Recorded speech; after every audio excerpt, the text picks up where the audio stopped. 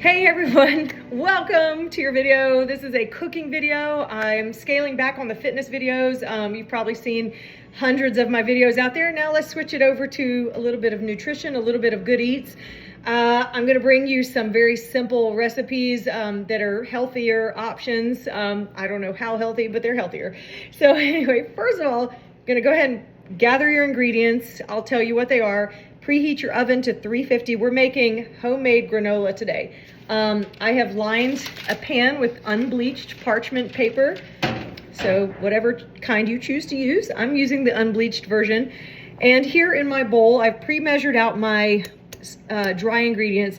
This is 4 cups of oats. And then for my nuts, you can use any kind of nut that you want to use or anything that you prefer. I did a blend of flax and chia seeds. It comes in a pre-blended package. That's about a half a cup. So those two are already added in. Okay, the next ingredient is melted unrefined coconut oil. So you see it's nice and clear. I'm just gonna dump that into the big bowl. Everything's gonna go into the big bowl. I'm doing a blend of coconut oil and olive oil, so you can mix it up however you want. You don't have to use olive oil. So this is just, I'm just gonna dump it in. It's about a half a cup or so. Actually, you're gonna use a half a cup of both of the oils. So I think I used a generous helping, but I'm not really measuring to the T. So there's my olive oil. I love olive oil. Next, I have a big old half cup of honey. And I'm just gonna show you how satisfying that is to watch that pour into the bowl. Honey can be replaced with maple syrup. And then you will take some, this is vanilla extract. So the vanilla extract, let me see what I used. Vanilla. Oh, it's just a teaspoon of vanilla. So you're gonna pour that in. Teaspoon of vanilla. Cinnamon is a half teaspoon. I've used a generous half teaspoon. Again, like I don't really measure exactly all the time. And salt. When I made this the last time, I was generous with my helping of salt. So this is a teaspoon of salt with a little bit extra. So go ahead and do it to your taste. You can actually like sample this in the unbaked form and make sure it's like salty enough for you. That's what I like to do. And the recipe that I was using that I followed and kind of turned it into my own, that tastes good. She said to use the chocolate morsels at the end, but I had them mixed in already when they were baking. Of course, they're gonna melt a little bit, but they kind of stayed intact like a cookie.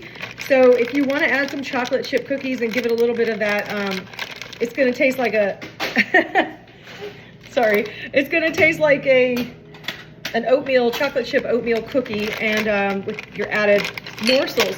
You don't have to put these in there, but I liked them the last time. So just add like maybe a half a cup of these and half a cup. That looks like, you know, quarter to half a cup, whatever you feel works for you. So then you mix it all up. It's gonna be nice and oily and it's gonna bind together. So I'll come back to you in just a second after I mix it and I'm gonna press it into the baking sheet. So give me just a second. All right, now we are at the stage of my oven just preheated. So I'm gonna dump the entire mixture into my lined pan and baking sheet. And then you're gonna take your spatula and press it all down.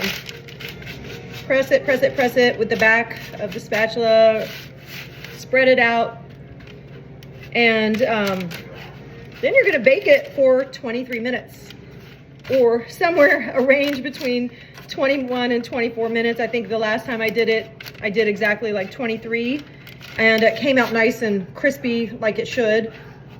So you can do it that way. And when about midway through, you wanna stir it around a little bit to make sure everything is getting baked evenly. So now I have filled up the entire cookie sheet and this is what it looks like before it's baked, and I will bring it out of the oven after it's done and show you, and we'll sample it so you can know how good it is. All right, welcome back. This is my John Bon Jovi pot holder. So the moment of truth, I am getting it out of the oven. My timer just went off. And here is the crunchy hot granola. So you don't want to mess with it. You're going to leave it sitting there to cool for like 45 minutes or so. But of course, like I like to cheat and just eat it straight out of the pan. So do whatever you want. But if you want it to cool down and get that little crispier texture, let it sit, let it air out for a little bit and cool down. And otherwise, enjoy it. I know I ate an entire tin of it the other day after Christmas, so I know that it tastes good, and I'm sure yours will too. Thanks for joining me. Everyone, just checking in again. I am making dinner, so I know a friend of mine on YouTube was asking me for some protein dishes to make. So I'm doing shaved steak. So right now I had it in the freezer, so I freeze a lot of my meat before I decide if I'm going to use it. I don't like to store things in the fridge. I know that sounds weird, but because I never know what I'm going to eat. So I've taken some shaved steak. And then in this other pan, I have peppers and onions. So a quick dinner, add some steak seasoning and maybe some Worcestershire sauce, whatever. Hold on one second. Grab your old Lee and Perrins and toss that in with your steak.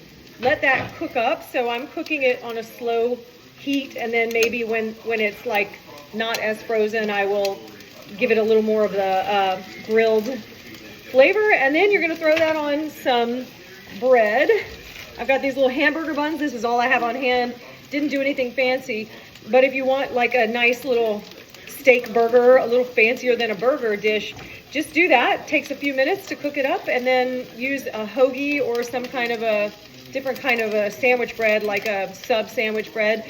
And there you've got a quick and easy dinner that has protein in it. All right, have a great day. Bye.